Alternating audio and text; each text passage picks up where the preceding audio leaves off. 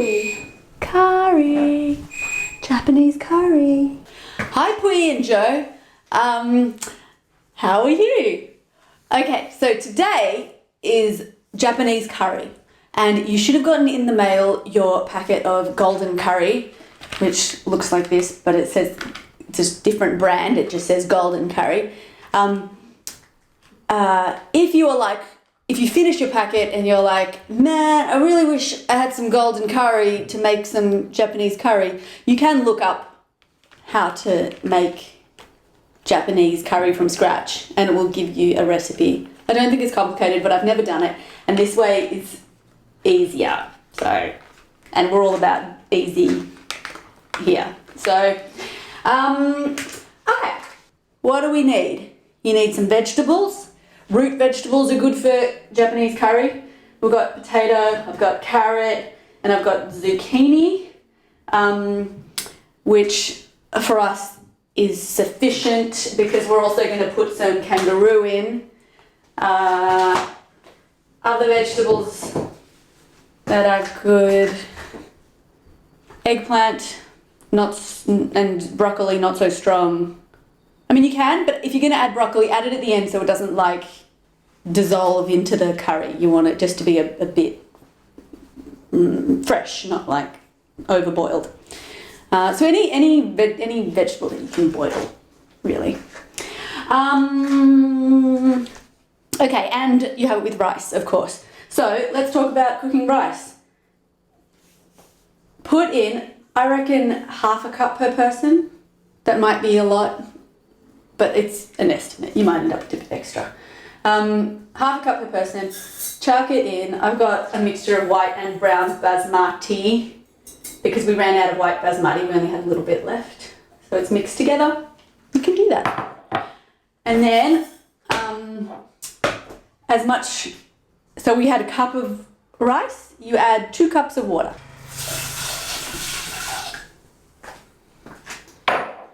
And then get the temperature cranking so that it comes to like a bubble, like a simmer boil situation. I totally forgot to tell you the rest of how to cook rice. I mean, you probably know how to cook rice, but whatever. So I'm just going to tell you Mama's way. You put 1 cup of rice to 2 cups of water into a pot, like I said in the video. You turn up the stove and let it boil until it's evaporated enough so that the water is level with the rice. Then you turn down the stove to low and put a lid on it so that the rice absorbs the rest of the water. That's it. Okay, let's chop some veggies. So really, you just chop everything into kind of chunky-ish pieces and you chuck them in the pot. Like this. Just kind of chunky. Chunky is good. And then if you're using meat, same. Just chuck it in the pot. Babe, should I use a whole piece of kangaroo? Oh yeah, maybe, yeah. Okay. I was told in food safety training many years ago that you have to use a plastic board for meat. Something about the bacteria can get absorbed into wood. But then I don't know if that's totally true because I think wood also has antibacterial properties or something. I think the main thing is don't cut chicken or fish and then cut salad on the same board, because then you can end up with salmonella or something. Maybe that's obvious. Yeah. All right. Take your cubes of meat, put it in the pot. Maybe 2 cups of water. You don't want the water to cover the vegetables. Just kind of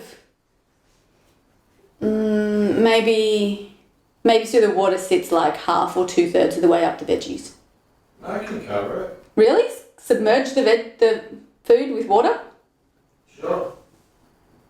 And then you let it evaporate? Or you put a lid on it? Yeah, it evaporates. Don't cover it with a lid. Okay. So do what Steve said. You pour enough water so that the food is covered in water. I've probably done it the other way. and then maybe added water if it was getting dry. So don't stress. But let's do it Steve way, because Steve is the Japanese curry expert in this house.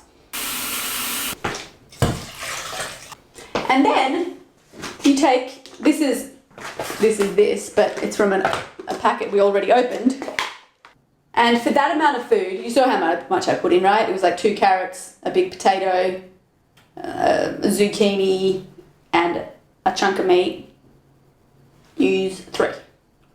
But like, if you don't use enough, it's just going to be a bit weak. If you use too much, it's going to be a bit strong.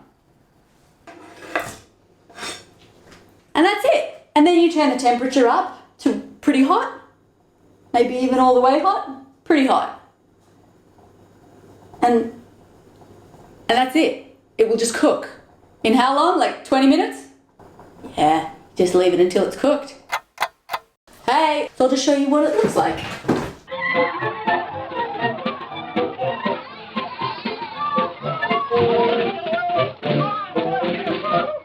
So yeah, short version, chop it up, chuck it in a pot, cover it with water, let it cook until it's the right consistency. That's it. Okay. I love you. Bye.